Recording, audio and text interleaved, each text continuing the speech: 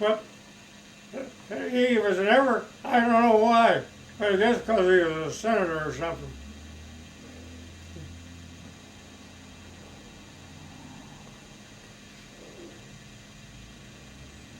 I always notice that the people that are against war usually have 2 or 3 sons that are going to get killed. Libby, they got one section of the graveyard, the military, the bigger this, they got, of course, the rest of them is those guys that were killed with vermiculite, asbestos.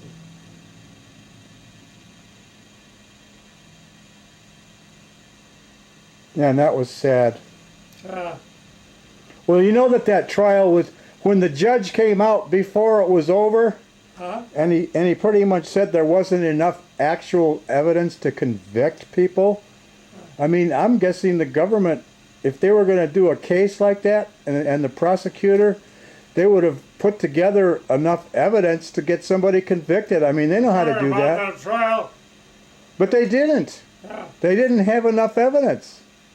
And that was, and I'm surprised they couldn't find enough. Listen, everybody in Libby knew what. Well, I know, that's what... They knew about that before those guys ever... I know, that's what makes me wonder why, how come they... Bunch of goddamn liars. I know. I got friends like that don't tell me the truth. Well, I can't quite understand how come the verdict was what it was. Jeez. Hey, this gal's running first. I'm wondering if it wasn't a little bit of this, you know? I wonder how much those guys got. I wonder how... $100 a piece. I wouldn't be surprised. They got 141 million in a kitty. Have you seen how the UBS bank, which is a Swiss bank, is telling the American government, no, under Swiss law we can't acknowledge anybody, because the IRS is trying to find all the money that people that in America have sent, because the IRS wants to, it figures they can extort more money, but the Swiss bank is kind of holding out. Hey, all I can remember, every goddamn weekend I had to go to a funeral, killed by asbestos. Yeah. In that block, 2 doors down. The old gal, her husband was a banker. My dad, that banker, found that deposit of vermiculite. Yeah. And Jesus, my dad and my mother, every goddamn week somebody died. Well, they said 200, but I say it was more like 600. You know, when you got money, you can do anything you want. Yep. I just can't understand. And the judge even said that they didn't have enough evidence, but that could be actually. But that could be the truth, because maybe they didn't present enough evidence. Being alive, but I can't understand how they could get away with it. That damn deal. I can't understand it. I mean, it's not like we haven't known about it for the last 20 years. And how come the judicial system, did they think they were just going to get an easy pass? They should have. They must have done something stupid, because they can't have double jeopardy. It's over. Well, look at that guy, that football player from the Grizz, the black guy, Jimmy, whatever his name was, I think. He got between his aunt and his aunt's boyfriend, which was some asshole that was trying to beat the shit out of his aunt.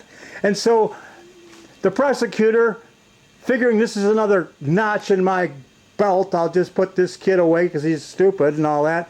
I'm glad they closed the case, because number one, it's double jeopardy. He's already reached a mistrial, and all he was doing was self-defense, because the guy came after him too. So it's self-defense, and they ignored that.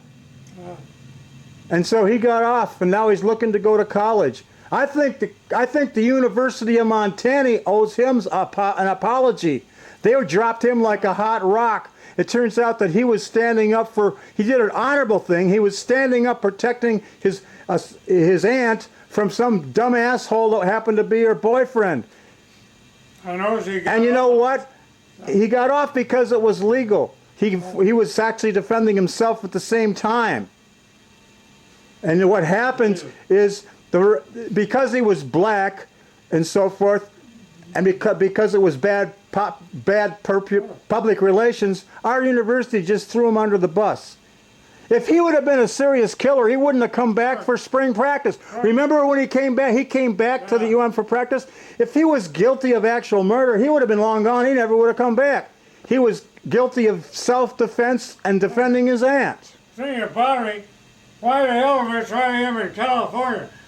Because it happened in California. Those cocksuckers No, down there. it happened in black California. guy in California is the wonder he didn't get hung. You wonder if he didn't get hung, that's right. Yeah. Well, you know, they say the biggest gang in Los Angeles is the LA police. They get pretty much what they want done, and when and it's true that if you're a black person in LA, and if and like the movie stars, they get stopped by the black people or by the police because they say, well, you can't be driving that car, and then they have to realize who it is. It's one of the worst places in the world to be black is to be in LA. It's like down south was before the civil rights. Oh, I remember when I was born and raised in Libby, and every time one of those guys had a funeral, they'd have a big parade. They'd close all the schools, all the churches, all the businesses. Everybody, there's only 1,400 people live there. Everybody come out to the cemetery. The whole thing. Everybody had kids too, and it was a goddamn deal, It just went on like every day, every week. They never had those funerals till the weekends, and that's so they could close everything up and everybody come out there. They figured that'd help. It didn't help nothing. I'll bet them guys all got paid off. Never came down here for this trial. Those goddamn companies can do anything they want. Well, I remember my dad, the Forest Service was the #1 law, and the Sheriff's Department was just one of those phony deals. He run some drunken high school kid in on the weekends that were driving a car around drunk. And he was a tough son of a bitch. Carried 2 guns, sidearm. Mm-hmm. And he's the one. I already told you that story. Well, tell me again. Yeah, about those road agents that held up the Great Northern. And they went up through the Yak River, went through my dad's chicken house, cleaned them out. Then they came back to Libby. And so nobody, the goddamn Sheriff's Department refused to go down there because they knew those guys were dead-eye dicks. And so this Frank Bainey, he was about 400 pounds. He wasn't fat. He was a tall guy. And he had a son named Forrest who played football down here, who was, at that year, they went over and beat Gonzaga, in a lot of big schools. And, well, Jesus Christ. And Libby had a band. I can remember the graveyard is north of town, right along the Kootenai River. And I can remember standing out there, it was like 25 below. And there's buried some guy, some widow, who usually had 2 or 3 kids. They were buying her. This went on, for about 6 years before we moved to California. But tell me about the road agents. How much did they get and how they robbed the train and everything? They had $3 million in gold, according to, and they took the rails up out of a levee, and the train ran off the track. Heller shot 3 or 4 guys on the train too.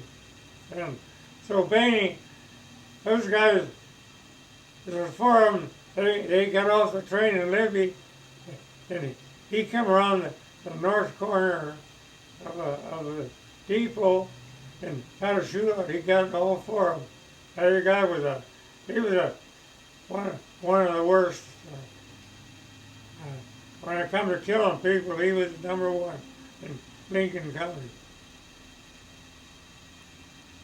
Well, those were the His days. son was his son when he was out in the university, had one of these shootouts right out here with some guy in a football team.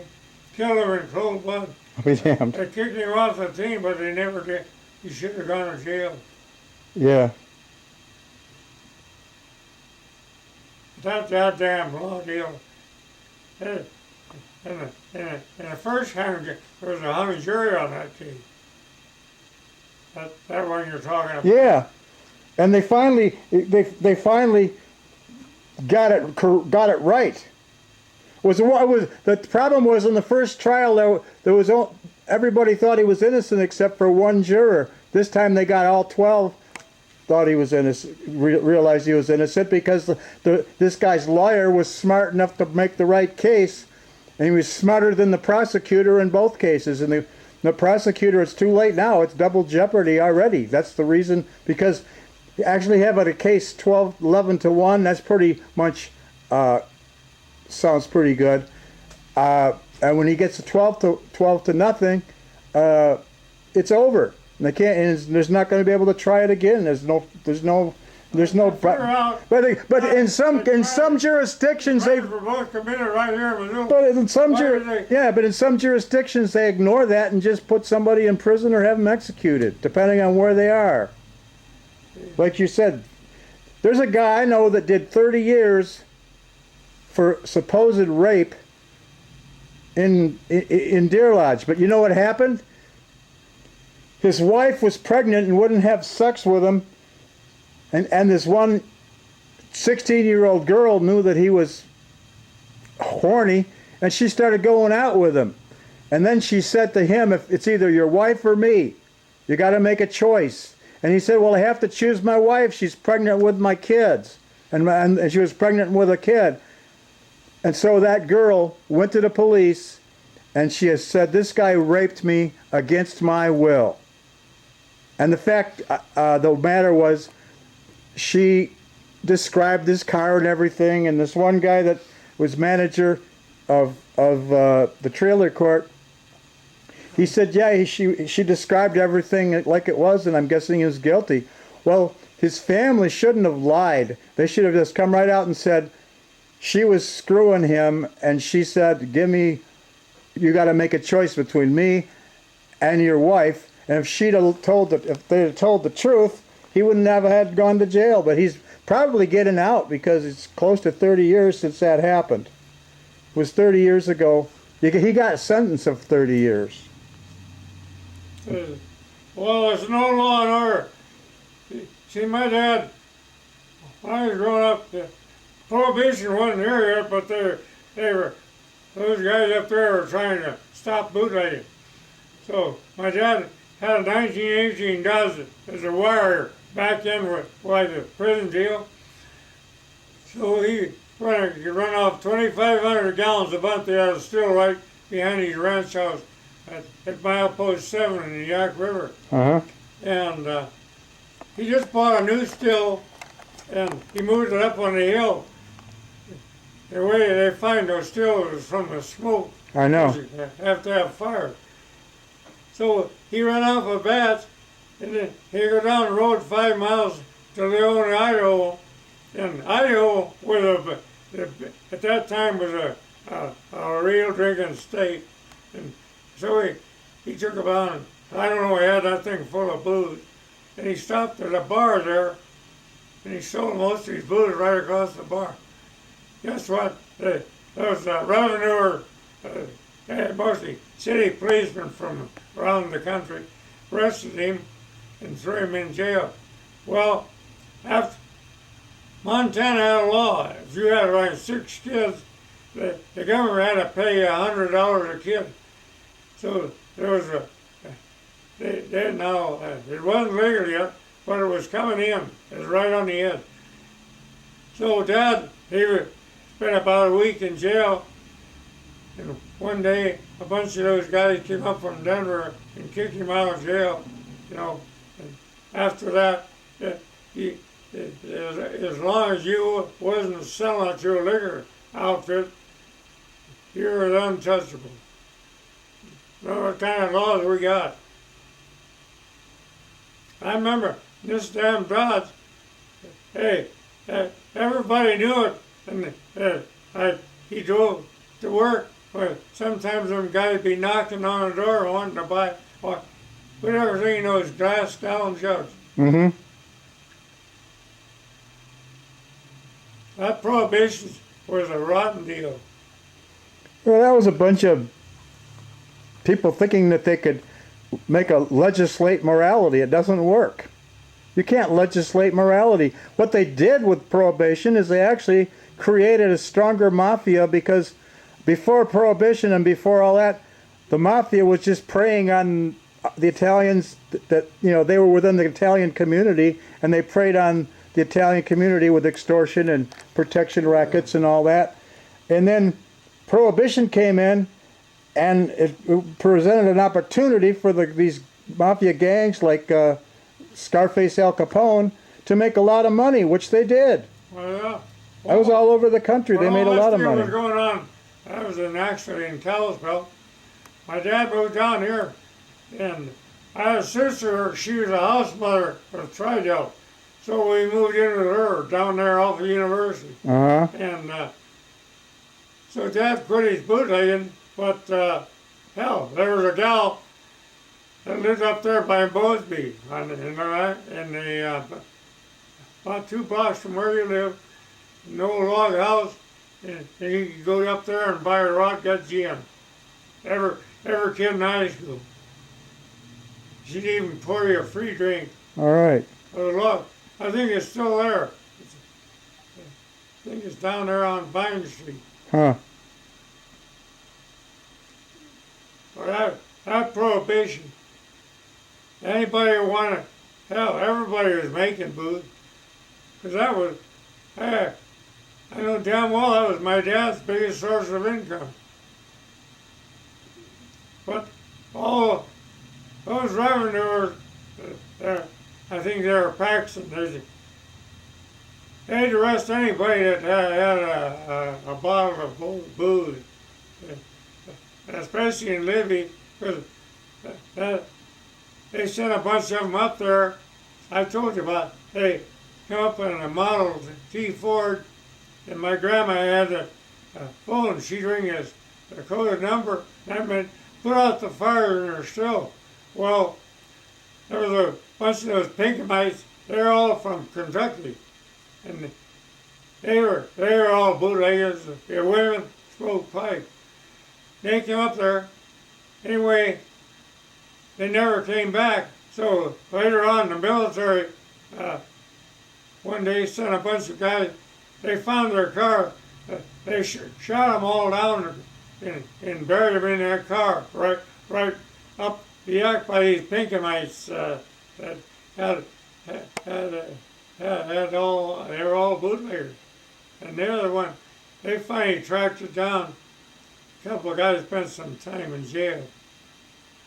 Well, there was a thing in the paper a few years ago about some guy up in the Yak area was excavating with a backhoe for some reason, and he uncovered one of those, long sedans that were used, and there was skeletons from the revenuers in the truck. They showed it. Those revenuers, when it got legal, they quit going up and up. Well, in 1980, my friend Henry told me, he said, you don't. I had a van that I bought in Buffalo, and I bought it from a cop, and it had some decals. I had some police decals on it. He says, if you come up in the yak on that thing, you better take those decals off, because if they think, you didn't know me when I had it. I had a Ford Econoline, and it had some police decals on it because it was owned by a cop. I bought it from a cop in Buffalo before I came out here. And didn't say they were good. See, and he told me, my friend told me, we're taking my car because this country was going in a booze. Canada had a revolution up there and all their penitentiaries, and they run all those guys down into the northern end of the Yak River, and hey, they were against those goddamn guys. They probably were in on it. I bet they were.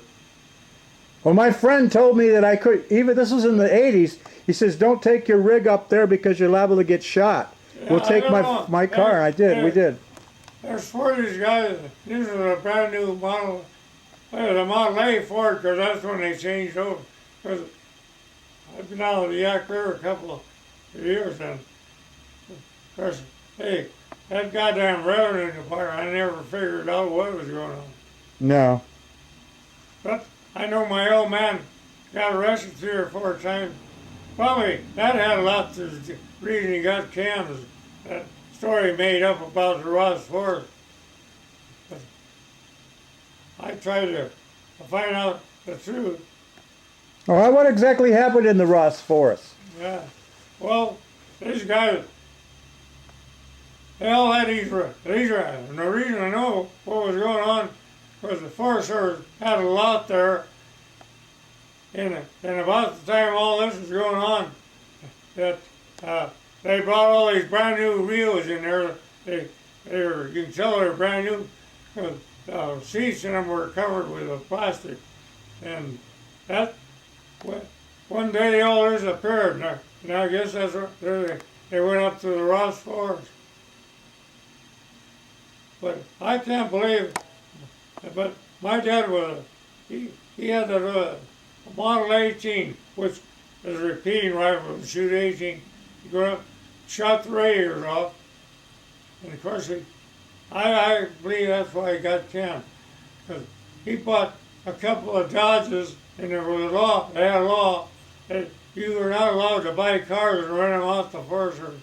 Not my, but he was in on that too.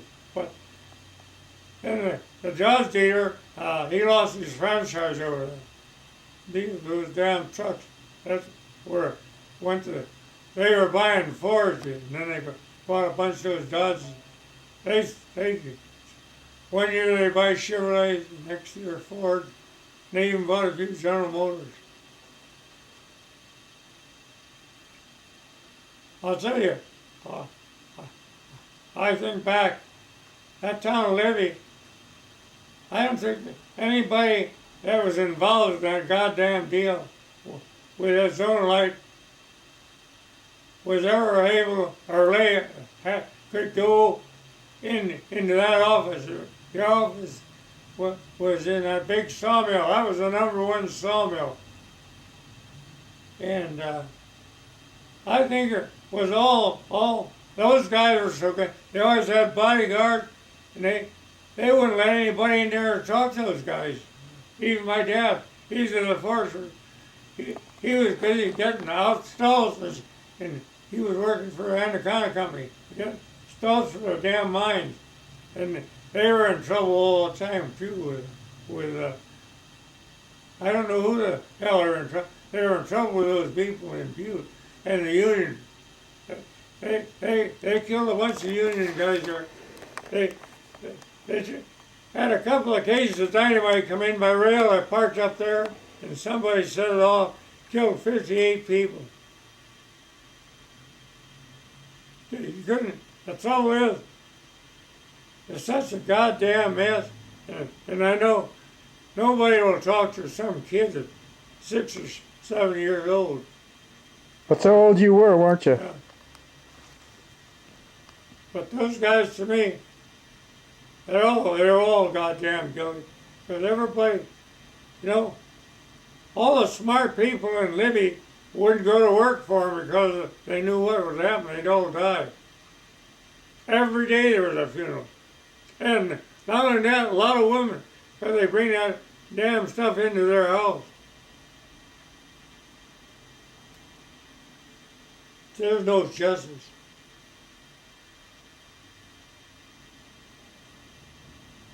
It's like the same way the military.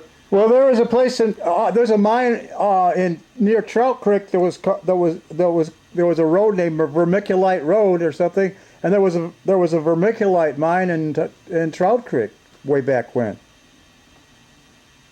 I don't know if you knew about that, but I remember I only knew about that from being there in the 80s.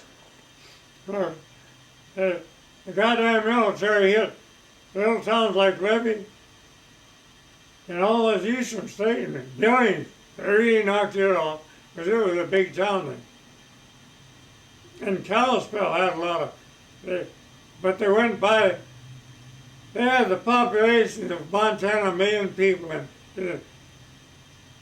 I think my dad was right.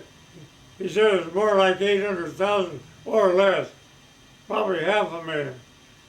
You know, they never took any real census when they knew what was going on. They lied just like the great that company up there. Which one? But I thought they'd get at least a 20-year sentence.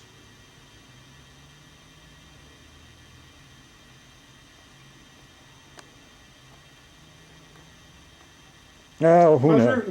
You can go, that's why I want to take you up to Libby, because you've never been around her. I want you to find out the truth, but I know you wouldn't. You have to talk to people. I'd like to go up to the Yak and go to that Dirty Shame bar. But everybody, hey, even any kid is old enough to think, well, they all know everybody is down on that Grace Company. Well, the only time I went to Libby was to play the band there. They were unionized on the conductors and the Pullman cars. Yeah.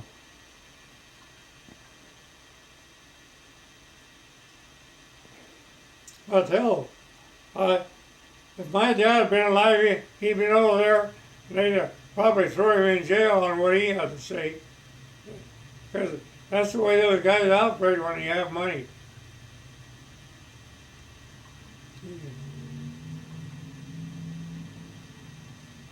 Yeah, remember, oh yeah. See, Bob Johnson was going to sell out. You know, he had the biggest successful flying company in the country before the war. So he put up for sale. U.S. Steel Company sent a bunch, they wanted to buy it because he was organized and had a hell of a business going. Guess what? There's some outfit that was connected with the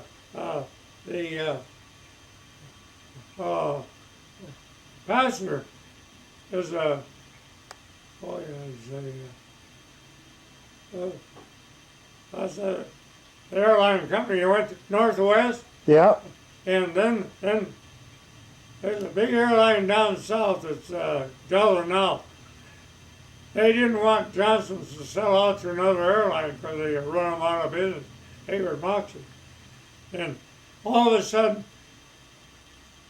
that went to court and overnight it just faded out. And poor Bob Johnson never got paid. You know, he had 5 brand new Folkers. Folkers were built by the French. They carry 7 tons of weight. You know, they screwed him out of that whole company. There's a base over here, right behind Sentinel.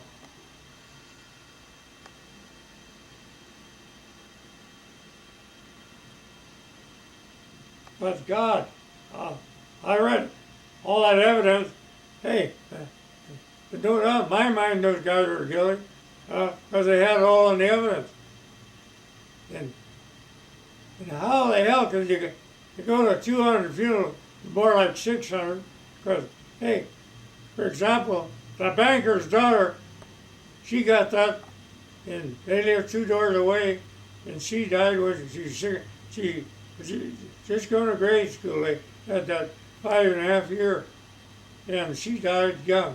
But I think she was 6 years old. Now don't tell me they didn't know. That was, I think, around 1921. That was a bad year when everything went to hell. It hit hard. It lasted until 33. Funny, everybody lived, you know, you go downtown, they knew I was a vinyl. And some old guy, about my age, or younger, would stop me. And all he wanted to talk about was the number of people that had died last week. And then that milk deal, where he was drinking that unpasteurized milk, that killed about half the kids in Libby. And then they had that deal where your spine curls up, spinal meningitis. That town went through more bad luck. But I don't think our goddamn Supreme Court would ever do anything about it.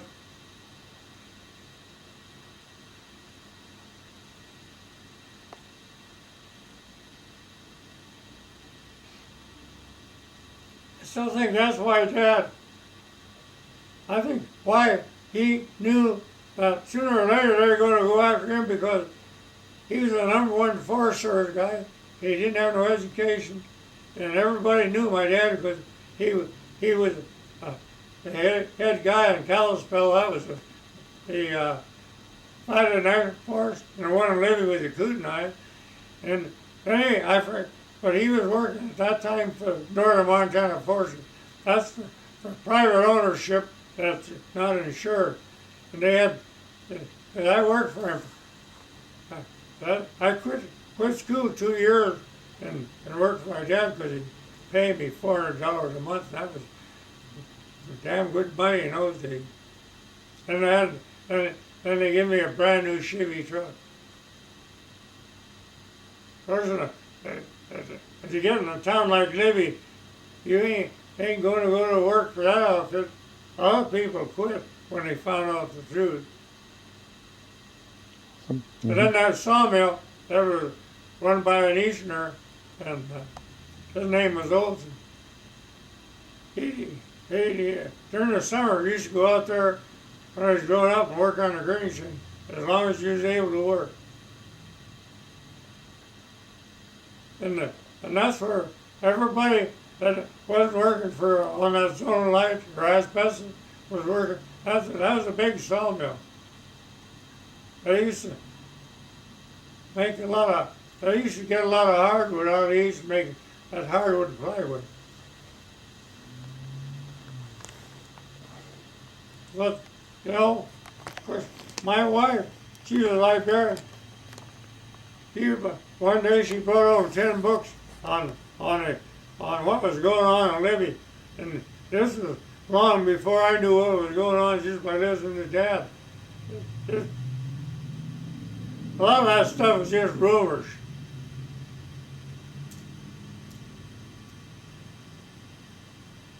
But Jesus Christ.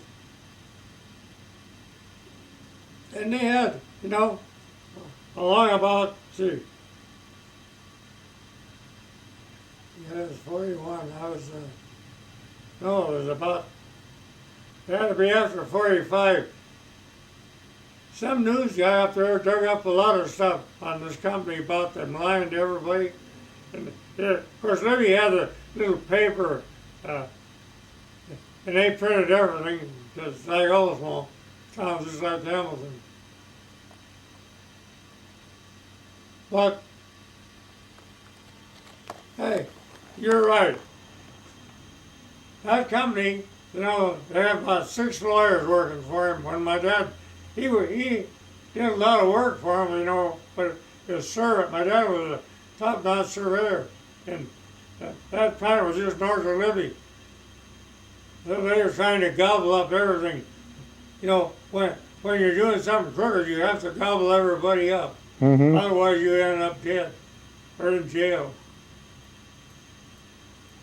I still think that's why Dad moved to Missoula. He knew who his next on the list. Mm-hmm. Of course, now you go up there, and I'd say 50% of all those people that was involved when my dad was alive are all gone. Of course, the Forest Service was just like the police department is today. They had IBM machines. They kept track of everybody.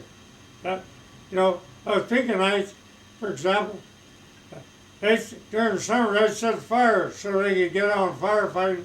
So Dad got smart. He went up and hired everybody, including the women, put them on a payroll and that stuff.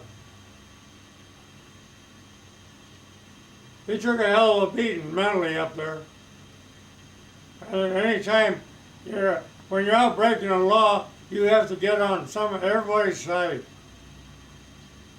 Just like buying a new car in Missoula.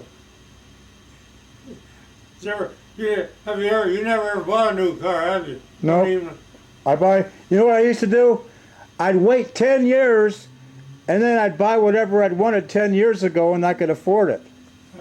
That's how that's how I worked on my cars. I'd wait, like I bought something, I forget it was a van or something, 10 years after it was, or actually 5 sometimes, but. 46 Ford truck I bought. I knew all the dealers because Tom Wicks he had 4 cars. Yeah. Some Oldsmobile and some other merchandise. Durant, ever hear of that? It had lousy ignite. Anyway, and then that Italian built car, which was the best car for mileage, it was a real goddamn, the first smart car that I ever drove. I drove Chevy, Fords, and some General Motors. Because his dad was working for the government, he taught me how to drive when I was 4 years old. And in Libby, nobody had money to even own even a brand new car was only like $1,200. That Ford. I drove that, then I gave it to a friend of the missionary. She's still driving it.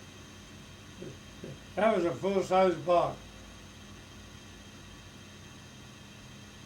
Well, that night, used to go up Miller Creek and get wood. Because the damn Montana Power was screwy on the rates. They're probably still involved in this. Yeah. I know. Without that, even though I'm burning wood, like a month ago, I got a bill that jumped up about $50. Now, this month went way down because I burned wood. I still got that. I gotta get rid of that wood or termites would eat this place up.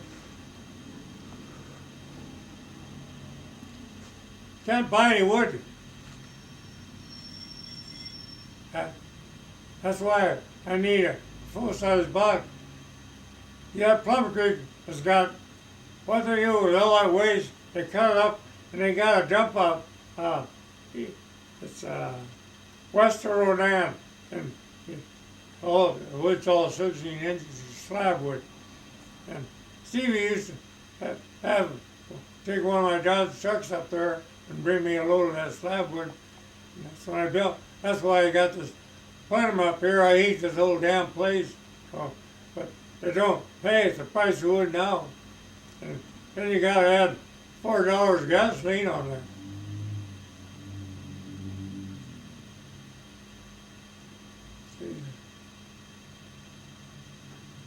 And now I see that this goddamn utility company, it's in the paper today, they're trying to work a racket where they raise our rates again.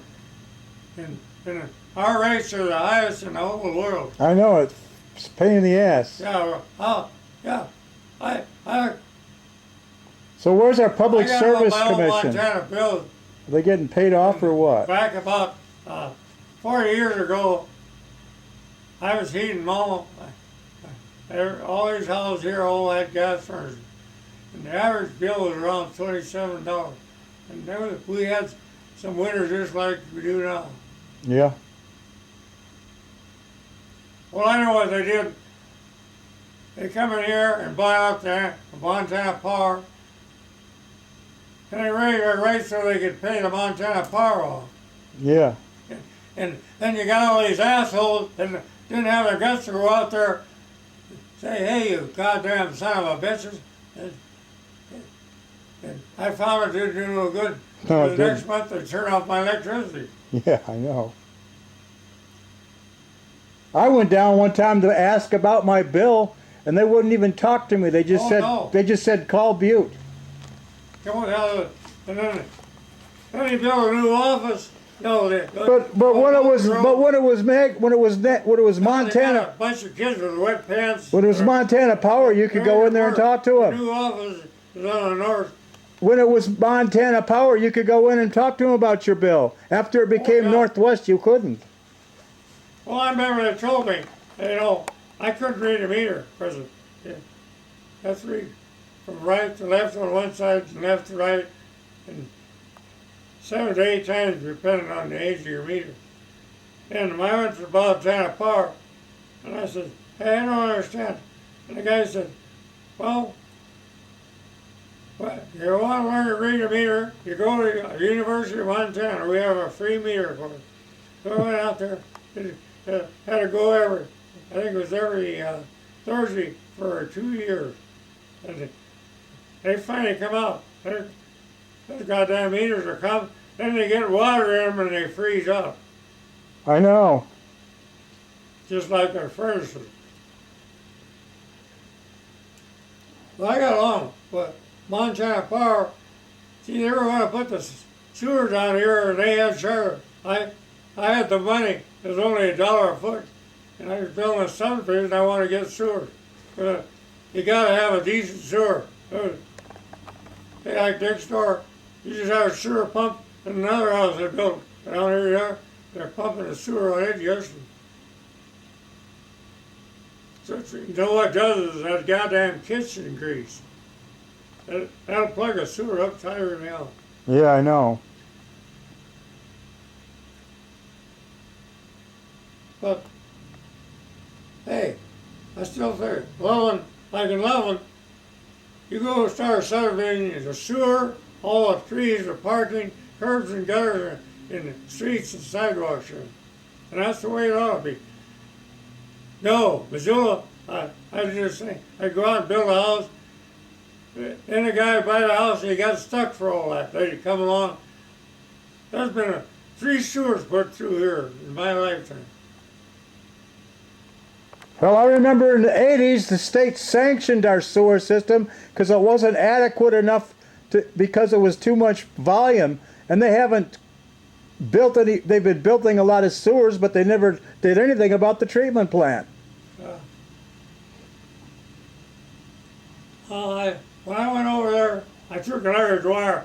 He got bad. He was trying to get down there sewer. I dug 3 sewers, and I go down 24. They're always caving in, and they're dangerous.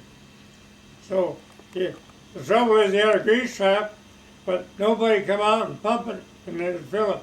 That grease would get down the 3 sewers, and they all went out of service. He lost a lot of money because he had to close down for a week. Couldn't get anybody. He used those rock up sewers where you put rocks. They'd only last 3 months as long. I didn't know that when I built that place. I acted like I was deaf and dumb. Of course, he had a hell of a business for a while. Did you ever eat a Bugs barbecue? No, probably did, but don't remember. I ate there 27 years. Of course,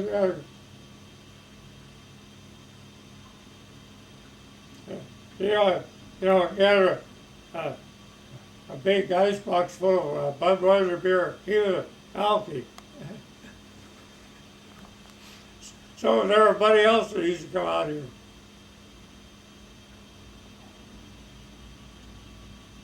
I can remember. Tell me about some of the times you had when you were in Los Angeles. Huh? When you were in Los Angeles. In the late 30s. When you worked for Lockheed and you worked and you played in the band and so forth. Well, I'm going to straighten you out on that. I had a little band here in Missoula. This was before the war started. A guy, I've never heard of him, he had a place at the fairgrounds. Russ Sheridan was his name. It was the Japanese Garden. So he had 4 bands. So they weren't busy all the time. Sometimes they were paying for the university at that deal they have once a year, Paul Bunyan. And anyway, I steal the saxophones, 5 trumpets, and I steal them guys used to play at Pulse every weekend at the ranch. And hey, that's when I always had a new a trombone, and I practiced 4 hours a week. We had a good band. In fact, we were making like an average of $400. One of them was a guy named Joe Terrell, and he got in there. He had time. You know, it takes a lot of time to run a band, so you got to buy music, and you got to get the band together to practice. So then the war came along, and these guys, hey, they started drafting them. And that was the end of my band. And a guy, his name was piano player. We were up at Boston playing, and I had ruptured the appendix and so did he. I'm telling you because it's all part of the story. So this is on a Saturday, and I took the band, and I had a van. I brought them all home because I wanted to go to the hospital. Well, I come down and I stopped at the St. Patrick's. His name was Benny Camp, and dumped him off. And I went to the MP Land Department because my dad was working for the Pacific Railroad and he had insurance. Well, Benny, they cut him open and he died on the operating table. He was only 25. I think I was 26. A bad luck deal anyway. And of course, that Northern Pacific Beneficial, you know, up there in Northside was a good hospital. If I'd have gone there, same thing would have happened to me. But the fucking doctors, they don't know anything about medicine. Because look what happened to my daughter. Yeah. And you don't like them either. Well, I like some of them. But a lot of them just are shills. You go to them, say, you got a gash in your leg here or a cut on the bottom of your foot. They'll lie to you and make up a story. All they want to do is get you on a hook for some money. They make up these goddamn stories, just about like that outfit Libby. Yeah. Well, and lawyers and car dealers do the same thing. Of course, I worked for Tom Wicks. You know, he had a Hubmobile in the Essex in Oldham. Bill had an automatic, it was on a cone where he pushed the pedal that went down into the bottom of the cone. That was low gear. And the way he got all those agencies, they used to store. See, that garage was 3 stories once, and it hold 200 cars. And he stored them. He stored FBI cars there too. The worst part, I told her about that girl. She was a hooker, and she was peddling narcotics. And one day, I was on shift at night, and the goddamn FBI drove in. They all had those white Model Fords, Ford Model A. Mm-hmm. And they arrested her. I grabbed a tire and I went over. I was going to defend this girl because all she was selling was marijuana and a little cocaine. Those FBI guys, Jesus Christ, you know, don't never say anything to them. Four of them jumped me and knocked me on the ground and jumped all over me. And I realized that they stored a lot of cars there. So I told old man Wicks what had happened, and he said, "Hey, listen, I wanted to talk to you about that." And I said, "You get belligerent." I said, "Well, you had to go through those son of a bitch." He was a Presbyterian minister. He said, "I know what you went through, because I go through it every day." And hey, they think they're Jesus Christ, just like the CIA. Yeah. All the CIA some guy that has a questionable law ability in our government, they demoted him down to the CIA. And but at the time this was going on, you know, a good lawman was hard to find. They used to go around to where there was a good sheriff's department, mostly Hamilton and Missoula, and the sheriff had a good record, they'd hire him too. The worst town for that was Hamilton. Hamilton, of course my brother lived up there. Hamilton had a sheriff's department and a police department. They were a big outfit, they didn't even speak to each other. It's just like they have us told by the highway patrol, don't go into the sheriff's department. That time that I got in that car wreck. And that was right. I'd end up in jail. But hey, this sheriff's department was just as bad. They pull the same stuff. Oh, the worst sheriff's department I ever dealt with was one in L.A. If you had a black face and got arrested on a traffic violation, they'd slap your ass in jail. Then one guy, he was a married guy, had kids. He was going down to go see this boulevard, brand new car. They stopped him. He hadn't put his plates on. So he spoke up. He showed them that receipt, and they figured he was lying.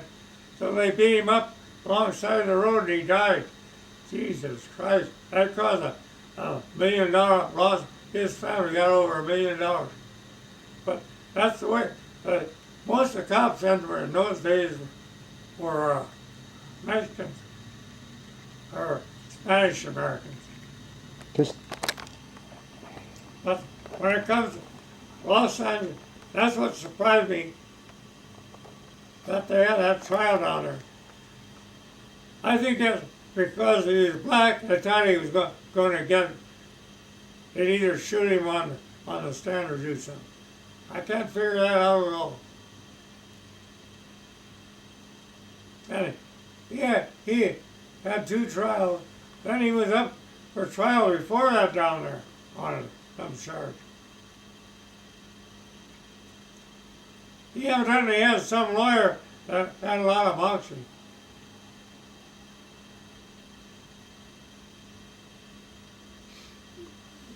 But hey, to get back, I always told you I had this deal, license plates.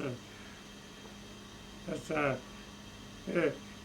you're from out of state, see, Washington, Oregon, Montana had that rough deal where you're allowed, if you're from Montana, to go down and get Montana, buy a Montana plates and have them shipped in.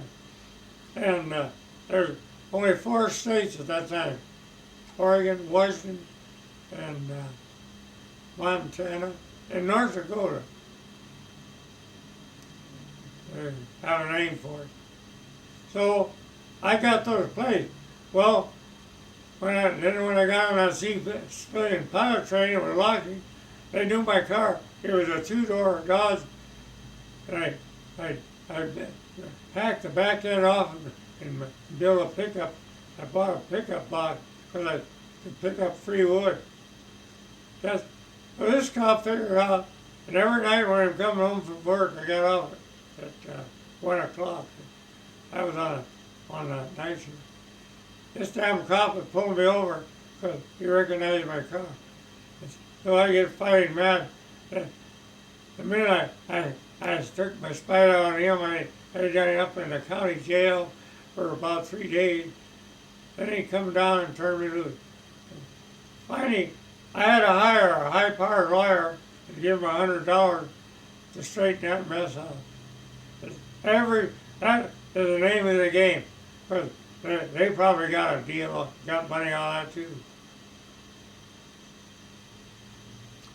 Like now, Larry, they got a law in California. This is the most stupid goddamn law I ever heard of. It's you're driving down a boulevard and you make a right turn. Yeah, no left turns allowed. So driver, he had to come to a stop, which he always did. He was pretty. That was the only violation there. This is on a boulevard, and all the traffic was. He was coming out the light, and didn't even put a dent in the back. The damn put a hell of a dent in his Ford though, on the grill. Remember, the grill was right there. Yeah. And anyway, driver. Well, as Alcatraz, that goes up, he ends up in Alcatraz. But he worked for Irish Packing, and they were supplying the military. So he hired a good lawyer, and about the second or third week, they came out there and turned him loose. Because they ship a carload of meat to the guys overseas every day. And Irish Packing was probably supplying half the United States with meat. But I found out one thing. You don't talk to cops or lawyers down there. Of course, I get in a few violations like driving 30 miles an hour and 25 miles on. Well, hey, everything was 25 miles an hour because there was only one 4-lane highway that was built over in Pasadena. And see, Pasadena was run by a bunch of queers, and it was the most up-and-coming modern town.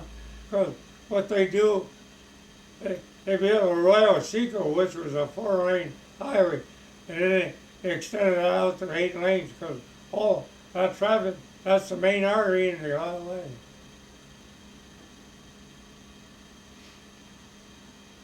But hey, I think cops are the same all over.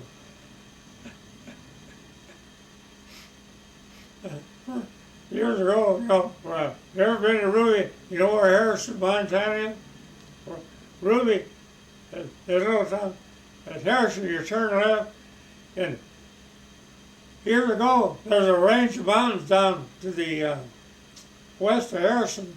There were volcanoes, and so this town of Ruby at one time got to be about 1,200. So I was down there, and I went to look around, so I drove in there, and there wasn't any sign. Well, what I did, I was headed west, and I parked on the east side of the road. Guess what? Well, here comes one of their goddamn, whatever they were, and actually a sheriff. He wrote me out a ticket for 15 bucks. And actually, where I was parked was around the corner, and I was in a turn to the right-hand side, and there wasn't any cars in sight on either side. But evidently this sheriff, I probably said something out of turn. No, I didn't. I just thought it's better to keep your mouth shut. But anyway, Ruby, and years ago, one of those volcanoes had a big eruption, and it went up in the air, and about 6 miles away, it came down to earth, bottom side up. There's a little town there, and all these figures look like military when the sun shines. But, hey, one thing about eastern Montana, the laws are different than they are in western Montana, even the hunting law. There's old Bud Burrow, we used to go down and hunt those antelope all the time. I had Burrow, I look back, he got me in more trouble. He and Dennis was every goddamn day. Because they got in trouble, they used my name. And all the guys do that.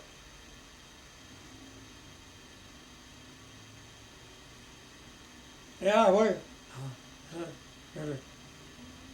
on a place. Hey, of course, I wouldn't mind living up there at Plains or the next town down the road, but I'm too old to adapt to it.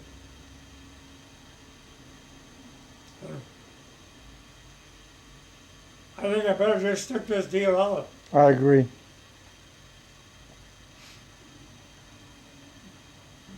I know my son's been calling here. He knows I got a little money buried out there in tobacco cans, but uh, he has to dig up my whole backyard because I got on a map. But you can't trust nobody.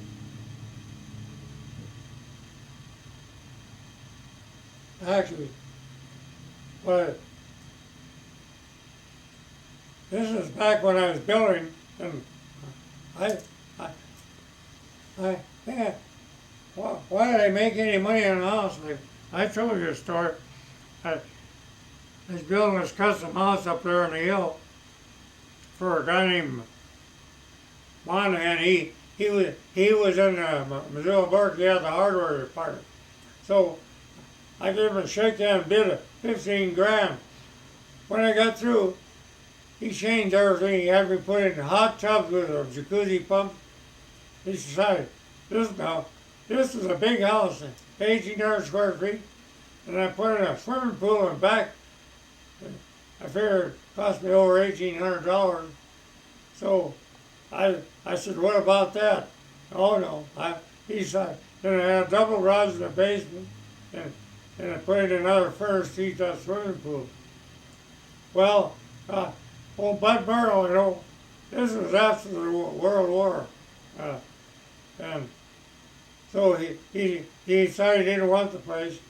And I figured, now this is a good house, a big house, had old cathedral ceilings, and 4-inch turn Jew wood, and the kitchen was built by a guy. There was walnut floors that were painted. Of course, Bud, you know what he did? He covered the whole house. That walnut was, I figured it cost me for the floors in the house $3,600. He put in some cheap carpeting over it. Jesus. And this was that real good walnut that had these peg heels. There was a 2, 4, 6, 8, and peg down. Put it down with all the screws down, and you drove a wood peg in there. So, this guy didn't want it. This is the original owner. So one morning, I was up there, I was still working on this floor. And this is in the middle of winter, and the winter was so bad, I had this guy I told you about, he had a dozer, he come up and dozed the road on. And he's the one that they arrested for income tax, and he lives in Bonner. And he only owed $225. I was going to pay it off. Oh, you don't. The IRS is not interested. They want to throw a guy in jail and really had 6 kids. Ed Tango. And so Bud, he said, hey, tell him to dig me in a swimming pool. So he did. He did. Olympic sized swimming pool, that's 100 feet long. Hey, in those days, I never paid anybody anyway. And everybody was making as much money, they never come back and get it. So, about Bud, he had a brand new Dodge pickup, and it had sideboards on it. And so this is in the middle of winter, and I had a bad attitude. That house, it took me 14 months to build it, because it was a copy of one I built for one of the guys that he was in the military and flying. I built him one in the hell, just like it. It had, the front windows were all crystal plate glass, and well, anyway, I figured I was going to be stuck with it. Bud drove up, and had a driveway in front. He drove it with his Dodge. He had one of those covers that canvas stretched over the back. I thought, oh shit, he likes to drink beer. I figured he'd always bring me up beer. So he knocks on the door, and he had a black handbag about that long, about foot high. That was full of $35,000 in $100 bills. And he had a level, a brand new 4-foot level. He goes around and puts it on everything, a bill, just for level. Floor, on the floor, and he had this wife he's married to with a girl he met in university. And he was a gorgeous gal. And he said, hey, Keith, you got time to take off? He said, why? He said, I had this place to pay, $35,000, and I'm paying you off in $100 bills. I thought it was just a gag. He was a lying son of a bitch, just like all Americans, you know. They never tell you. And I thought, hey, I said, hey, you got your car. There's a bar down on the corner down there, you know, the one that was in the university. I said, hey, after listening to your bullshit, I was reading that. I said, hey, I know you're lying. Take me down there and buy me a drink. And get me a piece of rope so I can hang myself. Then I don't have to put up with their bullshit anymore. Because I know your bullshit because I listen to it every day. At that time, you know, I was building a bunch of houses right over here. Mm-hmm. So he said, well, wait. So we go down, and he has this black case, you know, one of those leather deals probably sold for the Missoula worked for $3.50. And he had this money all, it was all wrapped up in $1,000 lots in white paper with a band around. So he said, aren't you going to count this? I said, what? I'm taking this house. He said, I want you out of here. He says, yes, you're goddamn. I had my table saw and all that. He said, I want you out of here by tonight because we're moving in. And then, see, I had a big, one bedroom was 12 by 18, and the other bedrooms were 14 by 14. And the living room was 28 by 14. And then the all potato seatings, 14 feet. That's the best house I ever built. And then the ceiling was white pine that I got from Anaconda, all common and goose. Well, by God, I count and acting 37.50 and 250 was there. I said, well, listen, I said, you said 35,000. This is 37. Hey, he said, I know you're a pain in the ass. He said, this is for all the brain damage I give you. And I'm shocked. He said, goddamn right, I'm in shock. I thought you were a big pussy lover like every other American. And, no, he'd been married before. This was his second wife. He was married 4 times. Then he came down and lived with me when I was in a civilian pilot training, boarded wife. So that was how I took that money down to this U.S. Steel bank and deposited. That's how that money I'm still spending. That time I had 2 houses over here on South Avenue. I mean on the one that runs down there. That crossover. And then I read an ad, one of them belonged to Al Schwab. Mine, I sold that for $42,000. It was all white. It had that white brick. And it had a lot of glass. And the only problem is when it rained over there, there's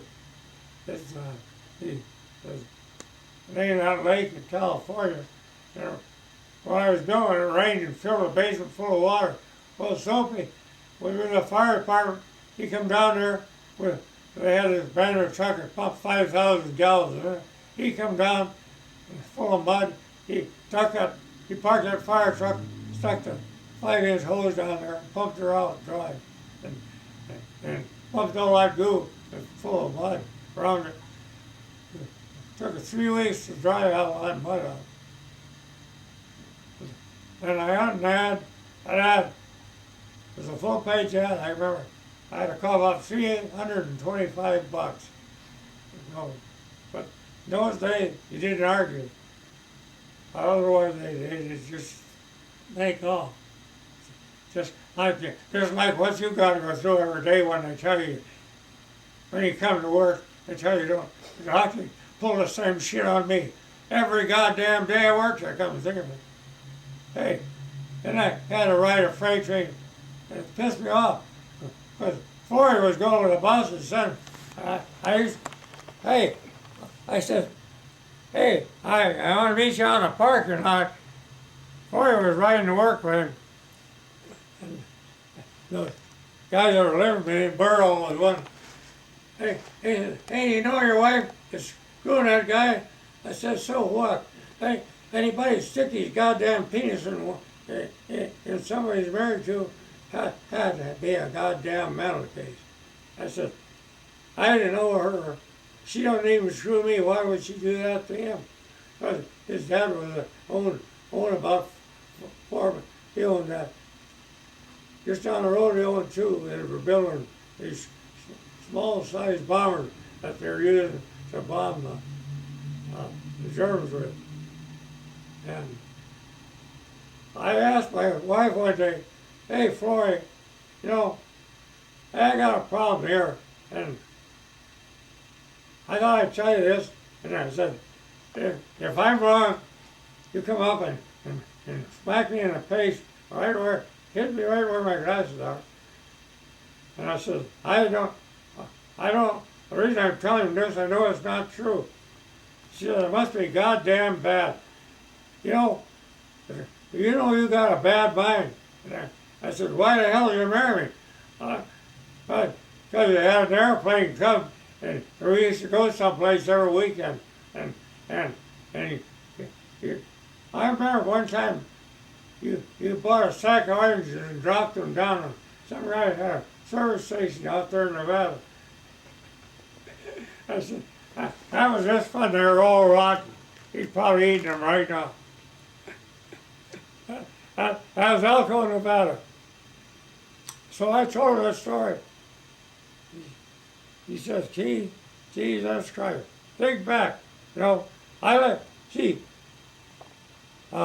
when this deal I was in, here in Missoula, her dad died from overeating. He had a heart, the mother died about a month later from cancer. And then I said, hey, I made a mistake. I'm not the marrying kind. In Montana, in those days, you could get an annulment. And I gave her the name of Bill Gustopus. He's a crooked lawyer. And you know who I mean. And I said, you go down. I gave him his, call him and get this business. No. All lawyers are crooked. What do you mean? Then I hopped off on the next flight. Goddamn fucking draft board was breathing down my neck like I was a pimp. And that pissed me off. So this civilian pilot training was all based down in Los Angeles. I learned to fly on the end of it here and to read the weather here from Bob Johnson.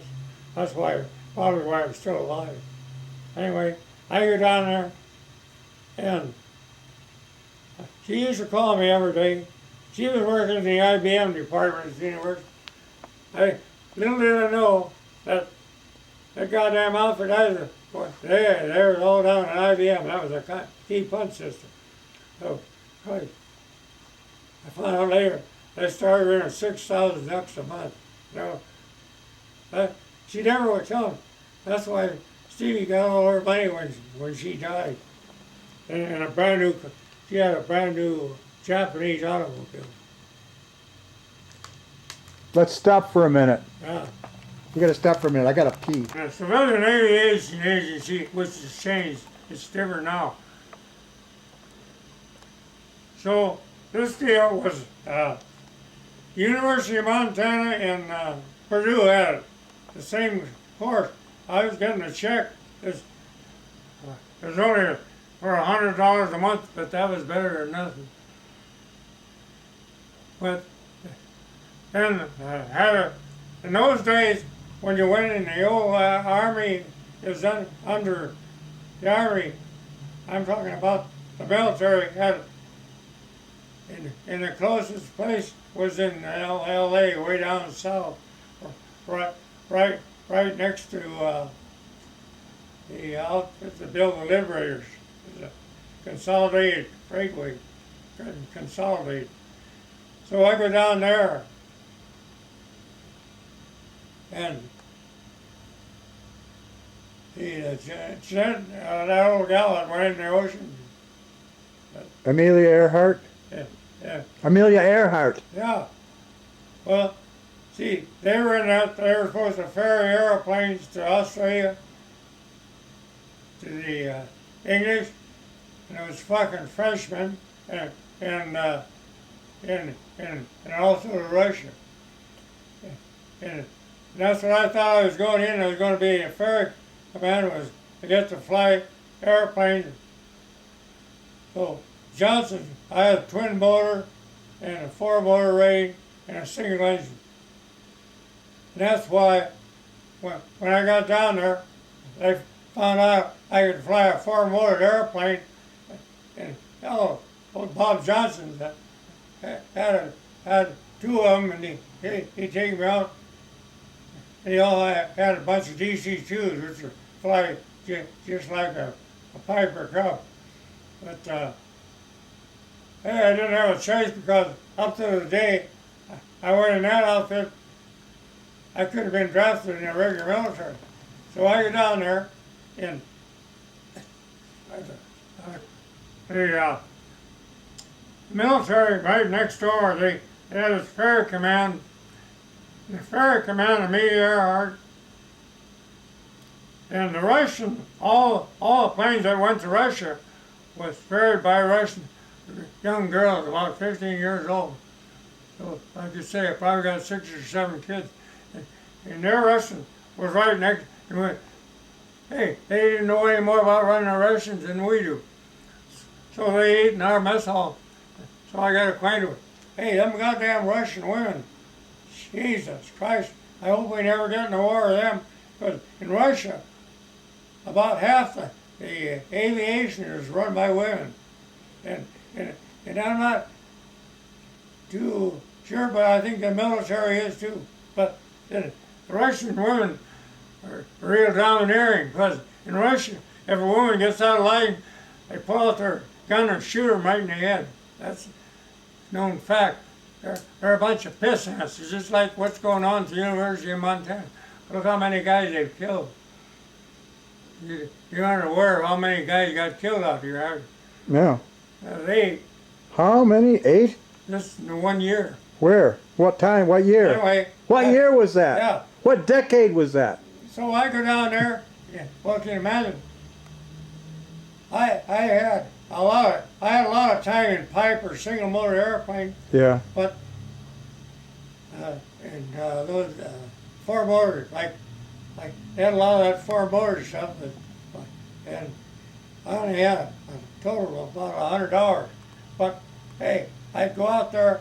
One thing about the military, they'll give you a couple of test rides, usually in crosswinds, to make sure you don't flip the airplane over and kill everybody. They treat you just like the son of a bitch you're working for. Okay, tell me more about. They eat shit every day. They don't even take off their pants when they just shit in them either. Well, you stop and get onto the flying. So I get down there, and they train. The first thing you do, they put me in those fucking Ford-built Liberators, and I told the colonel, I says, I refuse to fly those goddamn things. They can't build a car. I says, they're all right for bar hopping, and like for whoring around. I says, and I use your name. I said, I got a friend in Missoula. He whores around in Ford trucks. He don't know a goddamn thing about automobiles because he lets them burn up because he don't clean all the crap out of them. It was the governor that what caught fire. There's a governor in there that controls the acceleration and the gas, and that thing went south and it just it over injected what's fuel gonna into happen the now with- engine. That's why that thing Well, died. hey, Ford, hey, you're right. A Ford truck, you buy one new, which I get 48,000 now. Hey, I'm getting so desperate, I take a Ford, but I can't. I ain't gonna part with So 48,000. tell me more about the girls that ferried the 48,000 Russian plane. Might be some good ass. I know where I can Okay, get it, right? all right. What I'm asking you about, tell me more about the civil air and the flyers that flew around the world with to ferry the airplanes to the different countries, like the Russian girls and the American girls and Amelia Air. Tell me more about that. Well, anyway, I'm going to tell you this whole story because it's unbelievable. But I'm not. Hey, Lockheed built, I forgot. They had the Hudson bomber and the Vega Ventura bomber. That was a plant that was just down the road that applied. Hey, it was on the other side of that airport. And the Hudson was a little twin motor. It could outdo the Jap. And we used the Hudson and Vega bomber. They were for bombing towns like Dresden over there. And so I ferried 2 Hudson bombers up to Sweetgrass, Montana. None of the laws, you'd park them with the tail of the board. They'd hook a cable on them and drag them across the door. That was to make it legal. And then the Russians, there's a bunch of women with blonde hair, and they run those up to the big city in Canada, then they went across the top of Hudson Bay country, and they delivered them to the Russians. The Russians hey, if it wasn't for us, those fucking Russians and Frenchmen had been gone long ago. But, at that time, we're the only ones that had service over there. That Hudson bomber was a fast one. And it's small. It could get in and out of a place, drop a bomb. And the Vega Montana was just the same as the Hudson, but with a different name. Well, anyway, Amelia Earhart, she was in a very command, and that was all women in American, but they were busy. There was 100 airplane companies in Los Angeles, so they were doing all that. All those were turned out probably 5 or 10 airplanes a day. So they were delivering some of them went to France, shitheads, like they were shit. I don't know why we even sent them an airplane. But look at the way they're treating us right now. That's right. Yeah. And I told, that was right in my contract that I was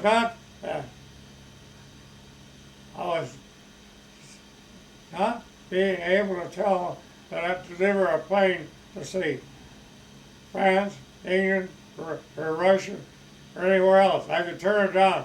It was my own option. Because that outfit, well, that was what all those women were, most of them are trained in Russia. But even for me, Earhart had a time over it.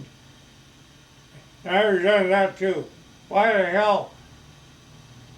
They were training us for the same thing. And I'll tell you the rest of the story.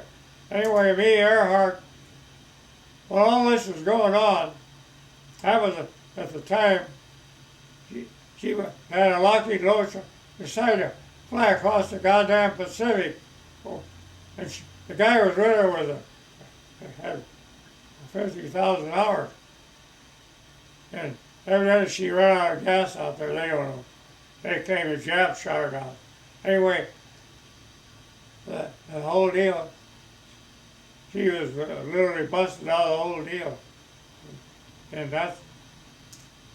she was running it out of it. So one day I get a notice from Lockheed. I was working down at Lockheed because I had when you're in the war business, you gotta work. I don't give a damn. So I was sent me P-38. So I get a card and saying that outfit, that I was in as voiced out. That's the way they did it. And there was, that time there was 1,800 of them. And they also voiced this out. Johnson had a contract in that school over in Bozeman. They voiced it out. So there I was in Lockheed, and this is about late 1940. And I get this card. I was upset, but I figured, hey, I'm going to be drafted. No, I was like all those goddamn assholes. I thought, I'm going to figure this out. So so stupid. I was trying to flying club, and they had a bunch of assistants. So I run up my time. That field was right next to where I worked. So at lunchtime, instead of sitting there eating and getting fat and repulsive, I'd go fly. And I built up my time. Then all of a sudden, they went on a big brass came, all dressed in the military, and said, well, you can go in gliders. They're flying into an enemy with no bullet. I figured it. He sure did. So I turned that down, and he said, well, wait a minute. Hey, he had a paper. He said, hey, you know, you got liberator time. And I said, so what? He says, gee, that's your out. I said, take off your pants because I'm going to kiss your big fat ass. I said, you know, he's a goddamn fat, he looked like an elephant. I said, those guys all have colonel's deal. And I said, what are you going to take? I said, I'll take the Liberator as long as it's Ford Motor Company. I said, I don't want you to be around them because they probably blew up in midair. Their goddamn cars burned up on the ground, I found that out. Hey, every day down there, the fire department had a special squad. And of course, so was Dodge's and so was General Motors. Because why? They never turned off the motors. But nothing to do with their cars. Anyway, so I signed up with Liberators. Guess what? About 3 months later, I ended up over way deep in North, a town called Missouri, right deep in North Africa. And I figured, hey, those Liberators that were built by Consolidated, you know, they were the best plane built in their day.